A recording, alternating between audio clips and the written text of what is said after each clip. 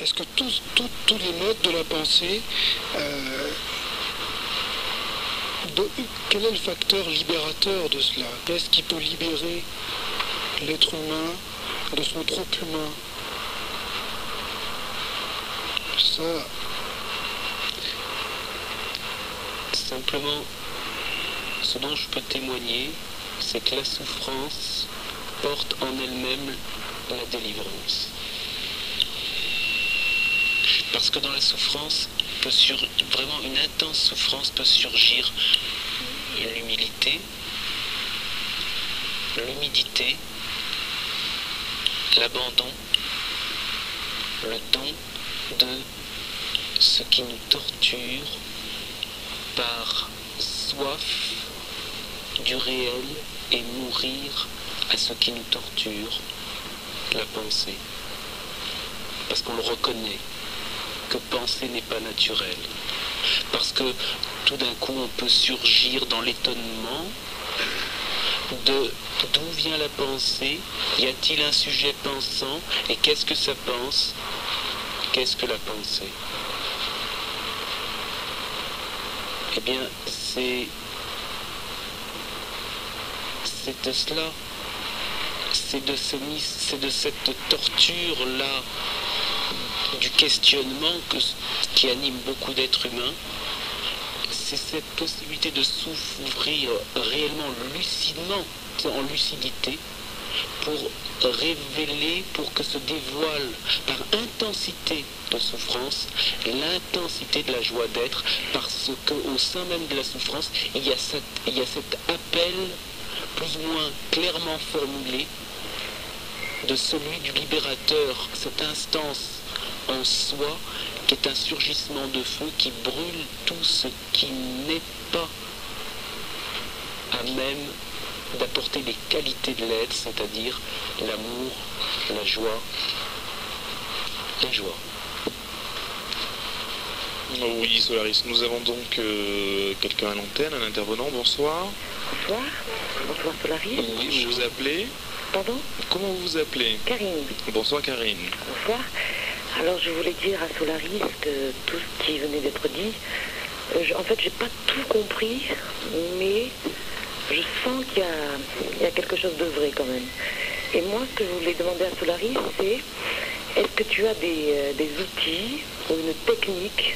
Par exemple, tu parlais de la souffrance des êtres humains, et quand on est dans cette souffrance, est-ce que tu donnes des moyens, une technique ou des outils pour essayer d'en sortir et se débarrasser de tous nos vieux trucs, par exemple? D'abord, ce qui est pour moi premier, c'est de voir si réellement un être humain est dans une souffrance authentique ou caricaturale. Premier point. Si là il y a une souffrance qui est trop caricaturale, ce n'est pas la peine de lui rappeler le réel. Ou alors lui rappeler le réel, ça peut être une opportunité d'intensifier la souffrance par choc du rappel au réel, qui est un choc pour la caricature, et ramener de plus en plus une intensité de souffrance de plus en plus profonde, authentique, de plus en plus proche de l'âme, de plus en plus proche de la conscience d'être en soi, la chose intime, humide. Et c'est déjà cette humidité, parce que la pratique, c'est l'authenticité au sein de sa souffrance. C'est le reconnaître que c'est là où est le problème. Déjà, ça me semble extrêmement important, que la souffrance ou la pensée est un mécanisme d'apprentissage au sein de la vie humaine pour que les qualités réelles de l'homme puissent surgir quand nous avons été suffisamment tannés, cuits. Alors, y a-t-il une technique? C'est la souffrance. Au sein de la souffrance, qu'est-ce qu'il y a? Il y a l'éveil de l'attention. Et qu'est-ce que l'éveil de l'attention? C'est quand on a suffisamment été cuit par l'intensité de la souffrance, se révèle ce qui est inhérent à la conscience, c'est d'être témoin de tout ce qui est. Et ce témoin voit le mécanisme même de la souffrance. Alors se révèle la vision de l'aigle. Cette vision de l'aigle est en même temps intensifié, où tout cela s'intensifie par un éprouvé dans son cœur, un éprouvé de ce manque d'amour, de ce manque manque-là.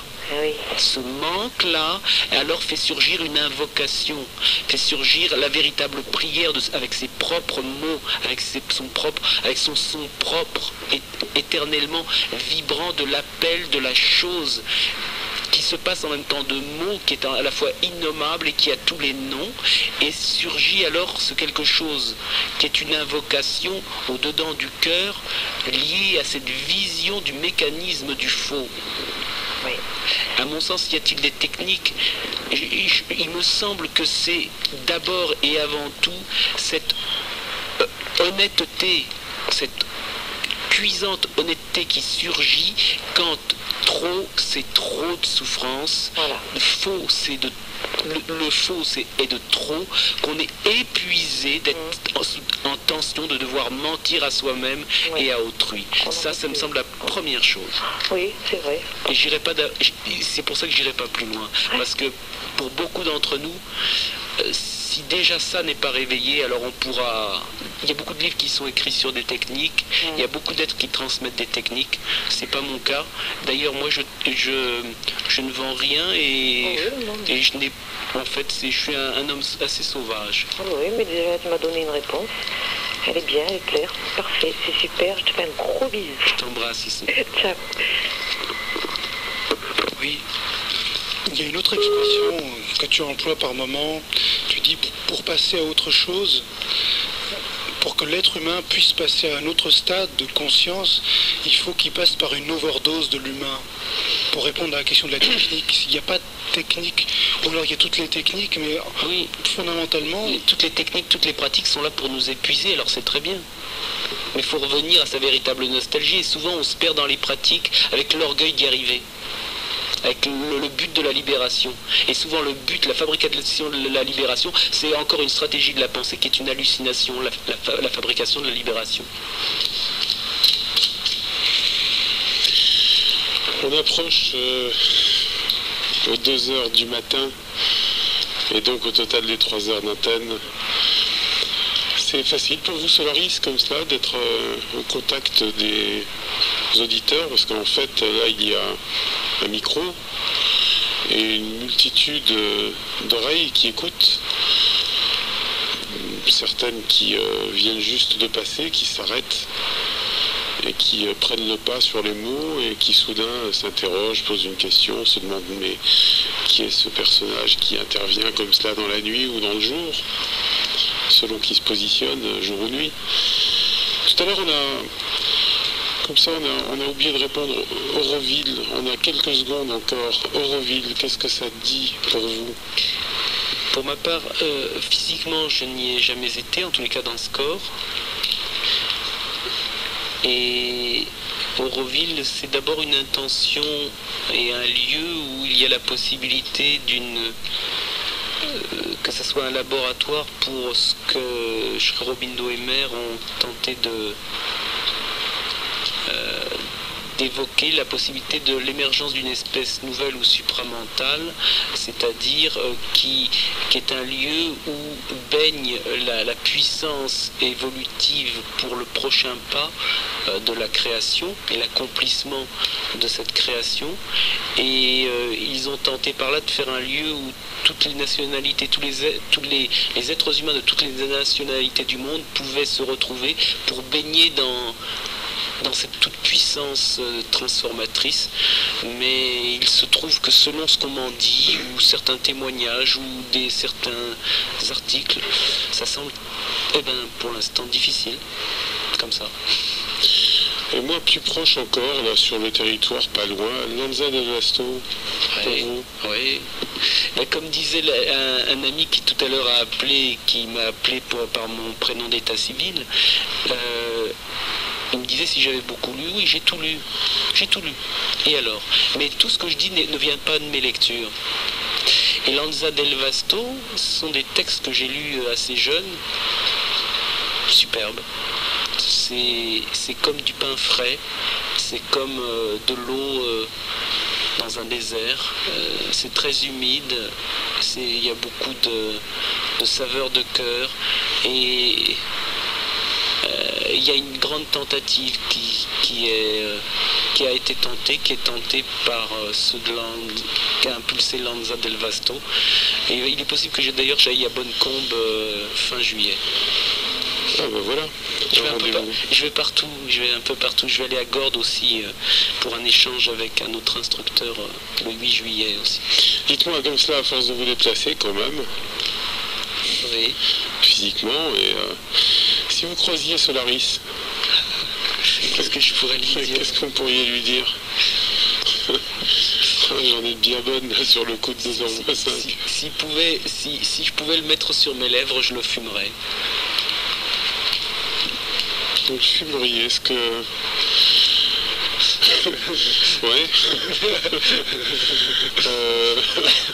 Eh bien écoutez, pour l'instant c'est pas classé tableau C ou je ne sais quoi. Eh bien, et donc de ces rencontres avec Solaris, vous auriez à en parler? Vous pourriez en parler? Bien. Oh. Il est fort probable que je puis dire que il est assez insaisissable. Et c'est ça qui est passionnant.